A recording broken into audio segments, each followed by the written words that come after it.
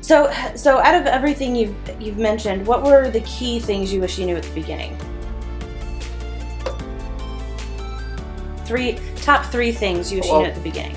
One thing is that even though it was a major piece to get me, so after I went to med stuff, medical technology stuff, I went on to business, and I think my intuition was correct. And even though the teacher teaching that, she was over my head, completely over my head. Your first business class was accounting, right? It was just accounting, and it was over my head. And at the time, I thought, well, business must be over my head. Well, then I'll go back to my grounding of groundings and back to art. That's something I know I can do. I know I can do that. Fine, that's where I'll go. And when I look back now, something that I wish I would have probably gone and looked for a teacher myself. I would have looked for the university and thought, is this university going to give me the actual things I need? If I don't, and let's say, for example, I don't even find the right school, I would have told my parents, you know what, maybe college isn't the right step for me. Maybe I need to actually go mentorship. Maybe I need to go get a job, whatever that might be, or an and internship. Just mentor through that experience to get that business experience that I need. Because, from the art standpoint, a lot of that content is already out there. It's really latching on to those individuals that will help propel your work in a rapid rate. Yes, and I'm not saying you have to put in your hard work. You do. You really do have to put in a lot of hours or the miles, whatever you want to put it, of paper. But the other part of it is that you have to surround yourself with those that do help you, give you the tools needed or suggestions, or they look at who you are and your perspective of how you design the world, and they're able to take that and get you to face a slightly different direction that is beneficial to you in getting you up to that next plateau of where you're ultimately trying to go. And I think, to wrap that up, I think the biggest thing is having a business mindset. I wish I knew what was important, but I thought, well, I'm just too dumb. Stop it. That's stupid. That's not true. Thinking you're dumb is stupid. Got it. Okay. But it's true. I wish that thinking that I was dumb was that, no, what I should be doing is that I have the ability, we all have the ability to, that was kind of the thing, that literacy, having just literacy, you could read whatever book you wanted to read. And that's the sort of the idea of freedom of speech and those sort of things come out of that, that I would be able to look at those ideas and I would be able to not only develop my own opinion on them, regardless if it was fictional or non-fictional or historical, whatever it might be, or scientific, that I would still be able to go beyond that and actually learn that and internalize that and put that in my own work. And I wish I had that attitude at the beginning. I wish I was able to have the confidence in myself to go, no, I do have the ability to get a business. No, I do have the ability to internalize and draw at a high level, even though I don't feel like I'm there yet in a lot of ways. And some people might look at it and go, oh my gosh, this is off the charts. And it might be from your perspective, but that doesn't mean that you can't get up there and then jump well beyond that. And I wish I had some of those attitudes. So I guess to sum it up, it would be just an attitude of just not... So attitude, but then also having a business mindset and then looking for the right mentor fit. A willingness to keep struggling to look for those right mentors. Okay. I know you don't want to talk about Tikvah Minds, this interview, but being one of your projects, now I'm starting to understand why collaboration in that project, where it's not a Skillshare, it's not a masterclass, it's actual collaboration between real people, real time, and with you, is so important. So speaking of that, so what other projects, So Tikvah Minds, I think, is really important. I think it's about, and the whole idea about Tikvah is the idea that Tikvah is the word that means hope. and hope, we keep encountering hope as if I hope something will happen. I hope this will happen. I hope. In reality, hope is an action that you have to invest and take what resources you have.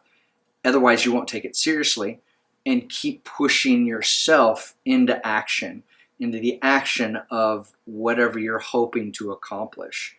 It's not sort of what is that? There's sort of a it's not an unfounded hope. Well, there's this sort of TV show where those sort of things, or was this movie, or The Secret? This whole thing about The Secret. The secret is you take the action to do it. Mm-hmm. That's the secret. You're not waiting. Hoping is not wishing. If I lay in my bed and I am sending out the energy to the world that this is what I want to happen. Like I want pizza to be delivered to my door. It doesn't work that way. You have to be putting the action in the place, which could be a relationship. It could be, there are all sorts of things. So I guess that's the secret, is that you're putting forth the action. So that's what Tikvah is. And it's kind of the idea of changing our minds, the Tikvah mind, the mind that is continually thirsting for that development. So that's kind of Tikvah minds. And really the big thing, I guess you asked earlier, my why. Mm-hmm. The Tikvah minds is that my why is to give my kids, to show them that they can do the impossible. No matter what obstacles stick in our way, no matter how impossible they seem. And these are the types of stories that I love best. Mm-hmm. The stories that deal with the impossible, of overcoming the impossible. Because a lot of ways I look at my own life where I was told, no, can't do that. And I've been just knocking off these impossible things. So you turned it into, how can I do this? How can I do that? Yeah. I'm starting to sound like Rich Dad, Poor Dad. So my why is the impossible. And so those are the types of stories that I'm working on, several comic books. One is the Last Colony. Working really hard on that one, character designs. Just finished all the roughs for that. The script has been long finished. And then we'll be going on to other stage of that, a type pencil, inking. And just for the record, how long have you been working on The Last Colony?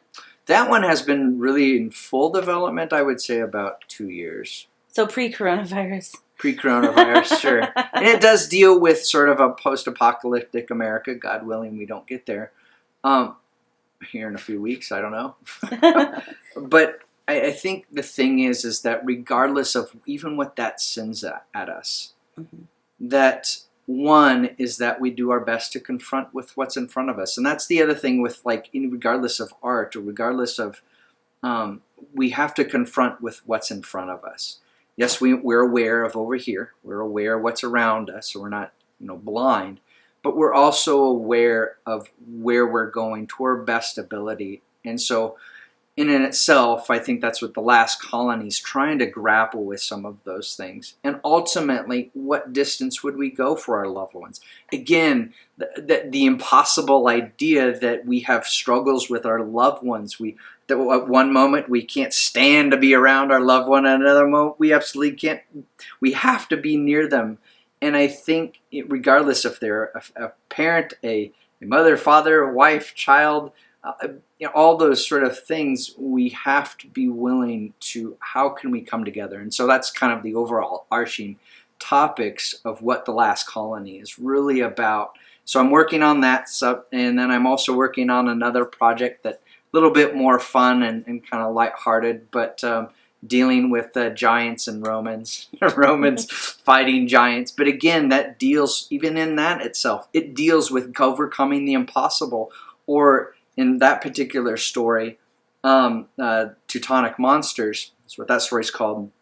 That one's dealing with, they get reports of these giants that exist, and these Roman soldiers. And it's like, that's impossible, that doesn't exist, why would this exist? Just a bunch of, they throw up all their excuses of why it can't actually be, yet when it happens, it's too late.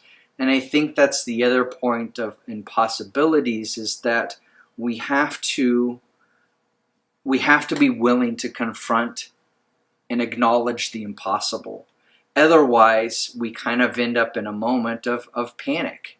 And that's when bad things happen. And I think when I've been in those spots in my life, I've actually seen those happen.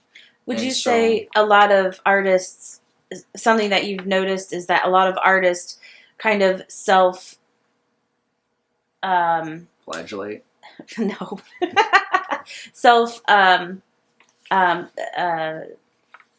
They destroy their chances. They want to be successful. Yeah, they're their worst enemy. They want to be successful. They want to do this, that, and then when opportunity comes their way, they say they're really not open to opportunity and open to, yeah. So no, they're artists. I think are the worst enemy to themselves, and I think that's where sort of the idea of Tikvah Minds, of these stories that I'm trying to write and produce, and they have to deal with this just overall idea of we have to be willing to overcome those things that have told us this is why you're going to stay here, this is why you're setting back, this is why you're not successful. It's not true. None of those things are true. We have to completely ignore them and accept the impossibility of ourselves becoming who we're destined ultimately to be, which I think in the large scope of things, humanity is destined to the stars. We just have to grapple with how are we going to work together here on Earth before we can even remotely be given the Prometheus Fire, so to speak. So that's kind of the ultimate scope. We're going with the impossibilities. But all right. Well, let's close with the Prometheus Fire. Where do you go from there? Well, thank you, Elijah Loving, founder of Tikvah Inc., Tikvah Minds, thank you. Creator, and thank you for your time today. Awesome. Thank you. TikvahMinds.com